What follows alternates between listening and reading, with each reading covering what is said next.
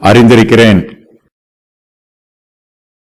உன் கிரியைகளையும் உன் அன்பையும் உன் ஊழியத்தையும் உன் விசுவாசத்தையும் உன் பொறுமையையும் நீ முன்பு செய்த கிரியைகளிலும் பின்பு செய்த கிரியைகள் அதிகமாயிருக்கிறதையும் அறிந்திருக்கிறேன்.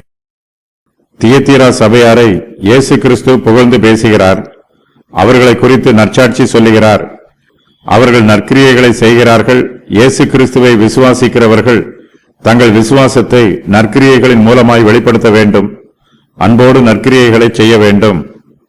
தியத்தீரா சபையார் இயேசு கிறிஸ்துவுக்காக உற்சாகமாய் ஊழியம் செய்கிறார்கள். அவர்களிடத்தில் கிறிஸ்துவை பற்றும் விசுவாசம் உறுதியாய் இருக்கிறது. தேவனுடைய கிருபையை பெற்றிருக்கிறார்கள். நீடிய பொறுமை உள்ளவர்களாய் இருக்கிறார்கள். ஆவிக்குரிய ஜீவியத்தில் வளர்ச்சி பெற்று கனிதருகிறார்கள். அவர்கள் முன்பு செய்த கிரியைகளிலும் பின்பு செய்த கிரியைகள் அதிகமாய் இருக்கிறது.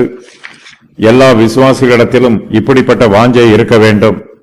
நாம் ஏற்கனவே செய்த நற்கிரியைகளை விட இன்னும் அதிகமாய் நற்கிரியைகளை செய்ய வேண்டும்.